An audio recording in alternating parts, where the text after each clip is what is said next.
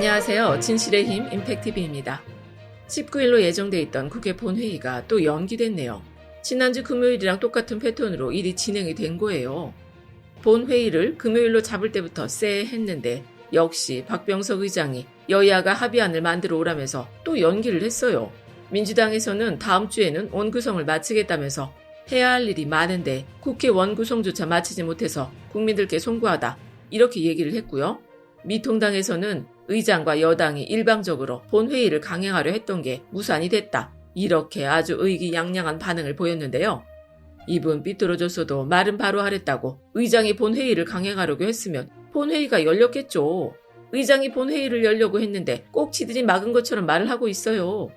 의장이 여야 합의하라고 시간을 주면 뭐합니까? 상대방 태도가 이 모양인데 무슨 협상을 어떻게 하겠냐고요.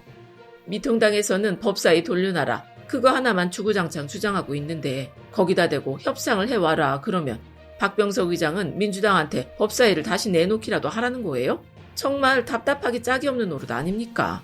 미통당이 또 한다는 소리가 주말 동안 민주당에서 원구성을 강행하려고 하는 걸 널리 알리자 이렇게 소속 의원들한테 말을 했다는 거예요. 지금 믿을 건 국민 여론밖에 없다. 이러면서 말이죠. 그럼 여기서 잠깐 우리가 미통당이다 치고 쟤네가 뭘 바랄지 한번 생각을 해보자고요.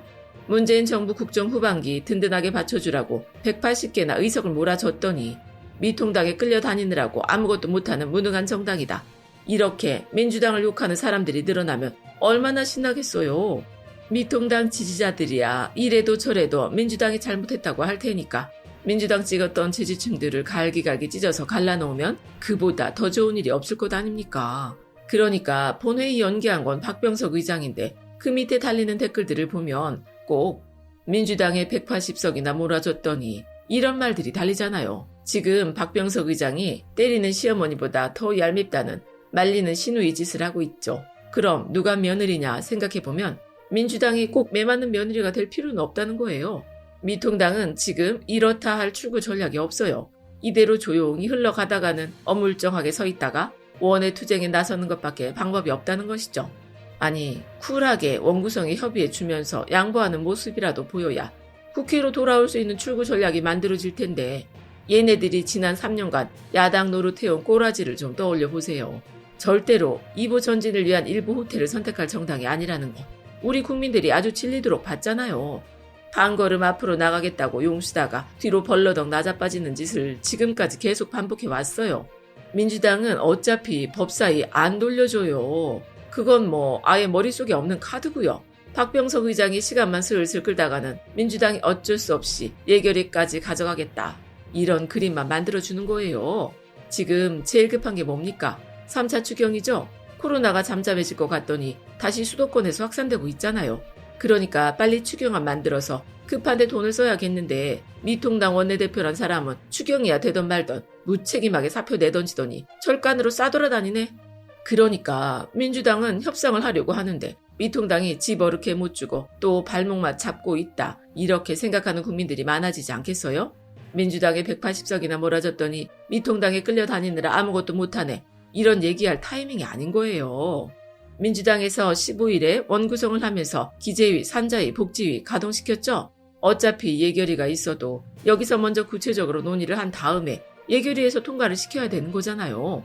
일단 이 위원회들 열심히 굴리면서 예산안 구체화 시켜놓고 다음 주쯤 해서 미통당이 협상장에 안 나타나서 어쩔 수가 없네요 하면서 예결위 마무리 지어서 가져오면 타이밍은 괜찮게 맞아떨어지는 거죠. 물론 19일에 본회의 열고 상임위 다 마무리 지었으면 속이 후련하겠죠. 그런데 박병석 의장이 저렇게 딱 버티고 앉은 걸 어쩌겠어요. 박병석 의장을 지속적으로 압박하면서 미통당도 협상에 나서라는 여론을 국민들이 만들어줘야죠. 민주당에 180석 줘봤자 아무것도 못한다. 제가 이런 얘기를 정말 싫어하는데요. 그냥 답답한 마음에 이런 얘기하는 분들도 분명히 있을 거예요.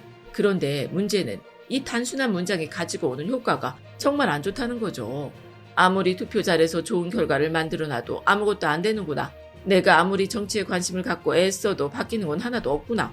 이런 정치에 대한 혐오와 불신 그리고 패배주의를 만들어내는 게 저런 말 한마디라는 거예요. 우리 이미 다 겪어봤잖아요. 정권 바뀌어봤자 달라진 건 없구나. 그 생각이 어떤 결과를 만들어냈는지 다들 아시잖아요. 180석 만들어 놓으니까 법사위 잘 굴러가잖아요. 당장 15년 만에 법무부 장관이 검찰총장 지휘권 발동하잖아요. 왜? 국회에서 압력을 넣으니까요. 국회가 왜 힘이 이렇게 셉니까? 우리 국민이 직접 뽑아놓은 직선제 의원들이라서 그렇게 힘이 센 거예요. 우리 국민들이 정신 똑바로 차리고 제대로 일할 수 있게 어를 땐 어르고 편들 땐 편들고 또 정 안 되겠다 싶으면 채찍질도 하면서 남은 2년 잘 끌고 가야죠. 상임위 결정 안 됐다고 너무 상심하지 마시고요. 박병석 의장이랑 미통당을 마구 치면서 다음 주에는 예결위 포함해서 최대한 많은 상임위를 결정할 수 있도록 흔들리지 않는 모습 보여줬으면 좋겠어요.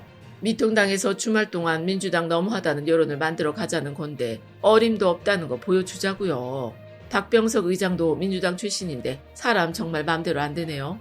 미국에서 지금 볼턴이랑 트럼프랑 피 터지게 싸우고 있는 거 아시죠? 우리도 뭐 꽤 겪었던 일이죠. 한 정부에서 일하다가도 돌아서면 남만 못한 사람들이 많더라고요. 볼턴이 회고록을 썼는데 그걸 트럼프가 맡고 있어요? 볼턴이 외교 안보에서 중요한 자리에 있었던 사람이니까 국가 기밀을 유출할 수 있다는 명분으로 맡고 있는 거죠. SBS에서 20일에 볼턴이 쓴 회고록 내용을 일부 입수했다면서 보도를 했는데 거기 보니까 정상 간에 통화하면서 오간 내용들도 쏘놨더라고요. 이건 정말 나랏밥 먹은 사람이 할 짓이 아니죠. 제가 뭐 남의 나라까지 걱정해줄 필요는 없지만 외교라는 건 다 상대방이 있기 마련이고 거기서 오간 내용들은 서로 어디까지 밝힐 건지 상의를 해서 세상에 내놓잖아요. 그만큼 민감한 사안이라는 거예요. 정상 간에 대화한 내용은 그 중에서도 아주 민감하고 조심스러운 내용일 텐데 지가 아무리 트럼프가 마음에 안 들어도 그렇지 지금껏 함께 일해온 정부에 대한 예의가 아닐 뿐더러 상대 국가에 대한 예의도 아니죠. 어디 정상 간에 나눈 통화 내용을 지 맘대로 밝혀요. 그게 사실인지 아닌지 확인하기도 어려운 마당에 말이죠. 대통령이 지 맘에 안 든다고 먹던 우물물에 침 뱉고 떠나면 안 되죠. 작년에 자한당의 강효상이 문 대통령이랑 트럼프가 통화한 내용을 외교관 후배한테서 듣고서는 언론에 터뜨렸던 거 기억하시죠? 이런 무개념한 인간이 우리나라에만 있는 게 아니네요. 볼턴이 회고록에서 밝힌 정상 간 통화 내용이 바로 우리 문재인 대통령님이랑 트럼프가 통화한 내용이에요. 볼턴이 북한 문제에 대해서 굉장히 강경한 사람이잖아요. 외교나 안보 문제에서 강경한 입장을 취하는 사람들을 매파, 평화적이고 온건한 입장을 취하는 사람들을 비둘기파라고 하는데 오죽하면 볼턴을 슈퍼 매파라고 부르겠어요. 문 대통령님이랑 트럼프랑 통화한 걸 볼턴이 듣고는 폼페이오한테 죽음에 가까운 경험이라면서 트럼프를 흉봤다는 거예요. 트럼프가 북한이랑 대화하겠다고 적극적으로 나서는 게 마땅치가 않았던 거죠. 그러면서 결국 문재인 대통령이 트럼프를 노벨 평화상에 추천하겠다. 이렇게까지 얘기를 했다는 내용을 회고록에 써놨어요. 이게 진짜인지 아닌지는 확인할 길이 없지만 트럼프가 노벨 평화상을 받고 싶어 하는 거야. 세상이 다 알던 일이고 문재인 대통령님은 노벨 평화상은 트럼프 대통령이 타고 우리는 평화만 가져오면 된다. 이렇게 얘기를 했었잖아요. 별로 새로울 것도 없는 얘기죠. 트럼프는 평생 소원인 노벨상 타고 우리는 북한 제재 풀어서 정전협정하고 경제협력하고 그랬으면 누이 좋고 매부 좋고 얼마나 좋았겠어요. 그리고 또 나온 얘기가 정의용 안보실장이 미국에 가서 트럼프한테 남북 정상회담 내용을 비공개로 설명을 해줬는데 그날 일본의 야제 쇼타로 국가안보 국장도 미국까지 쫓아가서 볼턴을 만났다는 거예요. 자기가 판문점에서 열린 남북 정상회담 내용을 얼마나 잘 알고 있는지 막 얘기해주면서 단계적 비핵화 방식에 속아선 안 된다. 이렇게 경고를 했다는 거죠. 볼턴이 표현한 대로 말을 하자면 일본에서 서울에서 뿜어져 나오는 기쁨에 맞서고 싶어 했다는 거예요.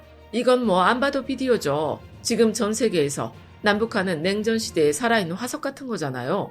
중국도 정치적으로는 공산체제라고는 하지만 경제적으로는 자본주의나 마찬가지고 러시아도 서방 국가들이랑 교육을 활발하게 하고 있잖아요. 그러면서 또 지들 필요할 때는 공산주의 체제를 이용하고 싶어 하고요. 미국도 마찬가지예요. 러시아나 중국이랑은 실컷 경제적으로 교류를 하면서도 냉전 체제를 이용해서 군사적인 긴장 관계는 만들어 놓고 싶어 한단 말이죠.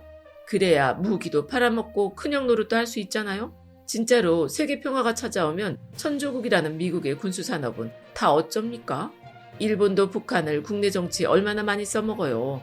우리나라 우파들이 써먹는 것만큼 알뜰하게 써먹고 있잖아요. 그러니까 남북이 잘 지내는 걸 어떻게든 막아보려고 눈에 불을 켜고 달려드는 거죠.